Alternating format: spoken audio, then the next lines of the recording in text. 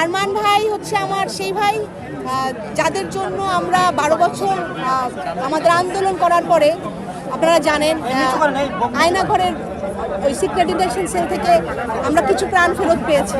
আরমান ভাই হচ্ছে আমার সেই ভাই, আর যেই ভাইদের ফেরত পাইনি হয়তো ওই আয়নাঘরেই ছিল।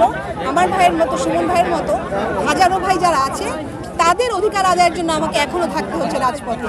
এবং এই যে পরিবার আপামর জনগণ, তাদেরও অনেক অধিকার, তাদের উপর যে অন্যায়, তাদেরকে যে অত্যাচারের সম্মুখীন হতে হচ্ছে, তাদের হয়ে আমাকে কাজ করে যেতে হচ্ছে।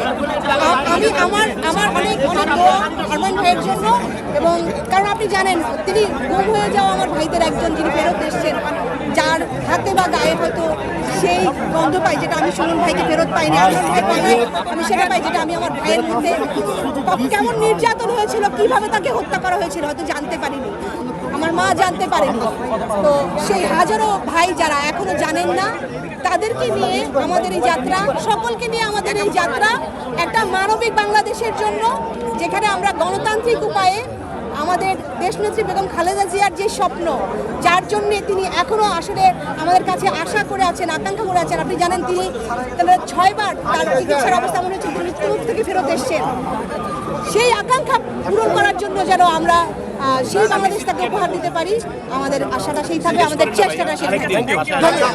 আমি ঢাকা 14 জন্য তাদের যে চাওয়া, তাদের যে আকাঙ্ক্ষা, তারা যেই বিড়ম্বনার সম্মুখীন হচ্ছে, প্রতিকূলতার সম্মুখীন হচ্ছে, সেই প্রতিকূলতাগুলাই জানছি এবং সেগুলাই আমার ম্যানিফেস্টোতে রাখছি। কারণ সেই আকাঙ্ক্ষা যদি বাস্তবায়ন করতে না পারি, প্রকৃত অর্থে আসলে তাদের জন্য কিছু করা হবে না।